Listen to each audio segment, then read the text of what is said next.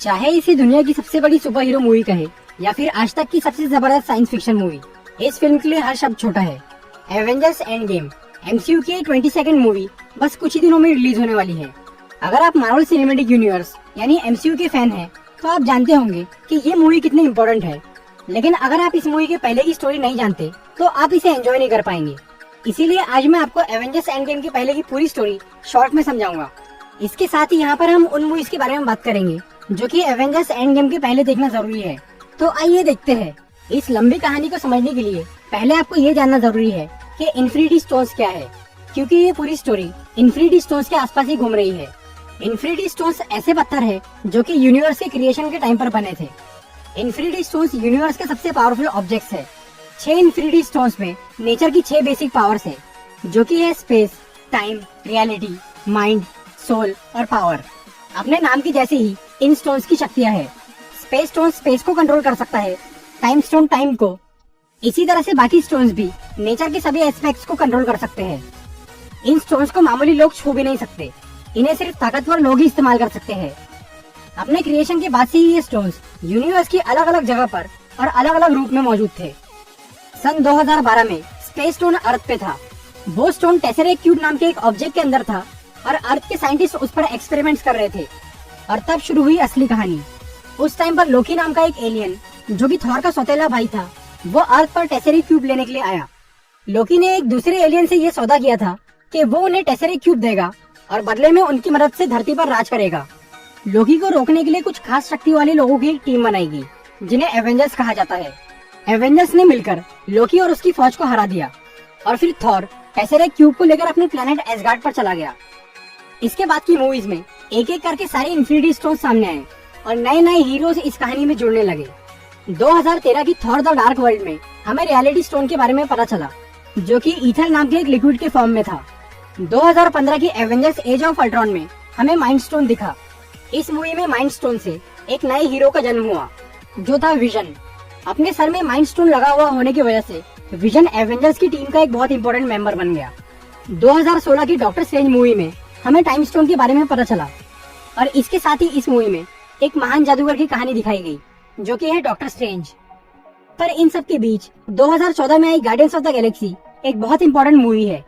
इस फिल्म में हमें पावर स्टोन देखने को मिला और इन्फिनिटी स्टोन्स की हिस्ट्री पता चली। और सबसे खास बात ये कि इस मूवी में थैनोस नाम का एक खतरनाक एलियन दिखाया गया। थैनोस वही एलियन है जिसने लोकी को अर्थ पे भेजा था टेसरेक्ट क्यूब लेने के लिए। थैनोस सारे इन्फिनिटी स्टोन्स हासिल करना चाहता था। वो ऐसा क्यों करना चाह रहा था, इसके बारे में हम आगे बात करेंगे। 2016 की कैप्टन अमेरिका सिविल वॉर में गवर्नमेंट ने एक नया कानून लागू किया, जिससे कि एवेंजर्स की टीम 2 पार्ट में डिवाइड हो गई और एवेंजर्स के 2 इम्पोर्टेंट मेंबर आयरन मैन और कैप्टन अमेरिका में झगड़ा हो गया। इस मूवी में एक नए कैरेक्टर की एंट्री हुई, जो कि है ब्लैक पैंथर। 2018 में ब्लैक पैंथर की सेपरेट मूवी भी रिलीज हुई, जिसमें हमें वकांडा नाम का एक अनोखा देश दिखाया गया। आगे की स्टोरी में वकांडा और ब्लैक पैंथर का बहुत खास रोल है। 2017 की थॉर रैग्नारोक बहुत इंटरेस्टिंग मूवी है। इस मूवी में हमें एक बार फिर टेसरेक्ट क्यूब नजर आया और इसके साथ ही इस मूवी में गॉड ऑफ थंडर यानी थॉर ने काफी कुछ खो दिया, अपना हथियार, अपना परिवार और अपनी एक आंख। और आखिर में थॉर का प्लेनेट एसगार्ड भी बर्बाद हो गया। इसीलिए थॉर, हल्क और एसगार्ड के बचे हुए लोग एक स्पेसशिप लेकर अर्थ की तरफ निकल पड़े। ये मूवी एवेंजर्स इन्फिनिटी वॉर से डायरेक्टली कनेक्टेड है, इसीलिए इसे बिल्कुल मिस मत करिए।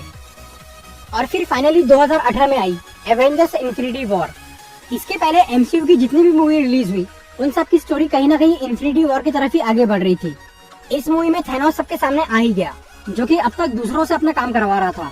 तो चलिए अब ये जानते हैं कि थैनोस कौन है और उसके इरादे क्या है। थैनोस टाइटन का रहने वाला था। टाइटन, जो कि सैटर्न प्लेनेट का एक मून है। थैनोस इटर्नल प्रजाति का एक एलियन था। वो अपने पूरे परिवार और पूरे प्लेनेट में सबसे अलग था। वो बहुत जीनियस और बहुत पावरफुल था।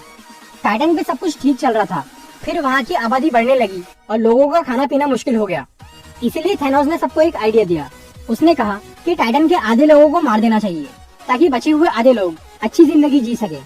थैनोस की इस बात की वजह से उसे पागल घोषित करके वहाँ से निकाल दिया गया। और फिर कुछ टाइम बाद टाइटन के रिसोर्सेज पूरी तरह से खत्म हो गए, सब लोग मर गए और टाइटन बर्बाद हो गया। ये देखकर थैनोस ने ये मान लिया कि उसका अंदाजा बिल्कुल सही था और तब उसने ये कसम खा ली कि अब वो सभी प्लैनेट्स के आधे लोगों को मार देगा। ताकि बाकी लोग अच्छे से जी सके। और थैनोस ने अपनी सेना लेकर हर प्लेनेट के आधे लोगों को मारना शुरू कर दिया। पर कुछ प्लेनेट्स के लोगों को मारने के बाद थैनोस को ये एहसास हुआ कि इस तरह से वो पूरी जिंदगी में भी अपना मिशन पूरा नहीं कर पाएगा। और तब थैनोस को इन्फिनिटी स्टोन्स के बारे में पता चला। थैनोस ने इन्फिनिटी स्टोन्स का पूरा नॉलेज हासिल करके ये फैसला कर लिया कि अब वो सारे इन्फिनिटी स्टोन्स को जमा करेगा और उनकी पावर्स का यूज करके एक बार में ही यूनिवर्स की आधी पॉपुलेशन खत्म कर देगा। थैनोस ने नीडा वेलर प्लेनेट के लोगों से, जो कि सबसे खतरनाक हथियार बनाते हैं, उनसे एक गाउटलेट बनवाया जिससे कि वो सारे इन्फिनिटी स्टोन्स की पावर को एक साथ यूज कर सके। और जब सही वक्त आ गया तब थैनोस इन्फिनिटी स्टोन्स जमा करने निकल पड़ा। उसने सबसे पहले ज़ेंडार नाम के एक प्लेनेट को तबाह करके वहां से पावर स्टोन हासिल कर लिया। फिर वो स्पेस स्टोन की तलाश में आगे बढ़ा। स्पेस स्टोन यानी टेसरेक्ट क्यूब आखिरी बार एसगार्ड प्लेनेट पर था, लेकिन अब एसगार्ड तबाह हो चुका है। इसीलिए थैनोस वहां के लोगों को ढूंढते हुए उस स्पेसशिप तक पहुंचा जिसमें एसगार्ड के लोग सवार थे। यहाँ पर थैनोस ने थॉर और हल्क को हरा के लोकी से टेसरेक्ट क्यूब ले लिया और उसे मार दिया। फिर थैनोस थॉर का स्पेसशिप बर्बाद करके बाकी स्टोन्स ढूंढने चला गया। इसके बाद थैनोस के चारों साथी अर्थ पे पहुंचे 2 इन्फिनिटी स्टोन्स लेने के लिए। कॉर्वस ग्लेव और प्रॉक्सिमा मिडनाइट ने माइंड स्टोन लेने के लिए विजन पे हमला किया, पर कैप्टन अमेरिका और उनके साथियों ने विजन को बचा लिया और वो विजन को लेकर वकांडा गए ताकि वो बिना किसी खतरे के विजन के सर से माइंड स्टोन निकाल सके और माइंड स्टोन को तबाह कर सके। इसके अलावा एबिनिमा और कल ऑब्सिडियन टाइम स्टोन लेने के लिए डॉक्टर स्ट्रेंज के पास गए। यहाँ पर जब एबिनिमा डॉक्टर स्ट्रेंज से टाइम स्टोन नहीं ले पाया तब वो डॉक्टर स्ट्रेंज को अपनी शिप में डालकर टाइटन की ओर निकल पड़ा। डॉक्टर स्ट्रेंज को बचाने के लिए आयरन मैन और स्पाइडरमैन उस स्पेसशिप के अंदर चले गए और उन्होंने एबिनिमा को ठिकाने लगा दिया। दूसरी तरफ थॉर स्पेस में भटकते हुए गार्डियंस ऑफ द गैलेक्सी से मिला।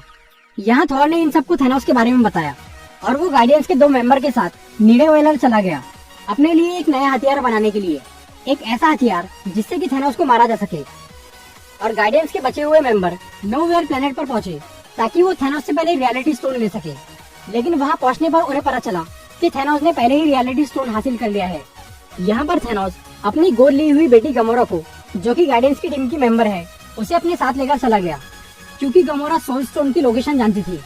थैनोस ने गमोरा की बहन नेबुला को टॉर्चर किया और गमोरा से सोल स्टोन की लोकेशन पता लगा ली। फिर वो दोनों वॉर्मिल प्लेनेट पर गए।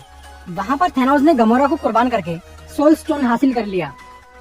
उधर आयरन मैन, स्पाइडरमैन और डॉक्टर स्ट्रेंज टाइटन पर पहुंचे और वो गार्डियंस के बाकी मेंबर से मिले। यहाँ पर ये सब थैनोस से लड़ने का प्लान बना रहे थे। तभी डॉक्टर स्ट्रेंज ने टाइम स्टोन का यूज करके फ्यूचर देख लिया, जिससे उन्हें ये पता चला कि थैनोस को हराना बहुत मुश्किल है और उसे हराने का सिर्फ एक ही तरीका है। थैनोस को कैसे हराना है ये डॉक्टर स्ट्रेंज ने नहीं बताया, लेकिन उन्होंने उस तरीके पर अमल करना शुरू कर दिया था। फिर थैनोस टाइटन पर पहुंचा और यहाँ पर एक जोरदार लड़ाई शुरू हुई। थैनोस ने यहाँ एक एक करके सबको पछाड़ दिया और जब वो आयरन मैन को मारने ही वाला था तब डॉक्टर स्ट्रेंज ने आयरन मैन की जान बचाने के लिए थैनोस को टाइम स्टोन दे दिया। अब थैनोस के पास पूरे 5 इन्फिनिटी स्टोन्स आ चुके थे। इधर वकांडा में एक बहुत बड़ी जंग शुरू हो गई थी। थैनोस के साथियों ने माइंड स्टोन हासिल करने के लिए वकांडा पर बहुत बड़ा हमला किया। थैनोस की आर्मी के सामने सब लोग कमजोर पड़ने लगे। तभी अचानक थॉर अपने नए हथियार के साथ वकांडा पहुंचा। थॉर ने यहाँ बहुत ही जल्द पूरी जंग पे काबू पा लिया। थैनोस के सारे साथी मारे गए और फिर थैनोस खुद वकांडा पहुंचा और वो विजन की तरफ बढ़ने लगा। तभी वांडा ने अपनी शक्तियों का इस्तेमाल करके विजन के सर का माइंड स्टोन तबाह कर दिया, जिससे विजन मर गया। लेकिन थैनोस के पास पहले से ही टाइम स्टोन था, इसीलिए उसने टाइम को रिवर्स करके विजन को वापस जिंदा कर दिया और उसके सर से माइंड स्टोन निकाल लिया और विजन फिर से मर गया। यहाँ पर थैनोस के पास पूरे 6 इन्फिनिटी स्टोन्स आ गए। पर तभी अचानक थॉर ने अपने हथियार से थैनोस पे वार किया। थॉर का ये नया हथियार पूरे 6 इन्फिनिटी स्टोन्स की शक्तियों को पार करके थैनोस के सीने में जा लगा। थॉर को लग रहा था कि अब थैनोस का खेल खत्म हो गया, पर थैनोस ने थॉर से ये कहा कि तुम्हें मेरे सर पे वार करना चाहिए था। और ऐसा कहने के बाद उसने अपने गाउंटलेट से एक चुटकी बजा दी और फिर थैनोस वहां से चला गया। इसके बाद कई सारे लोग अचानक धूल बनकर गायब होने लगे।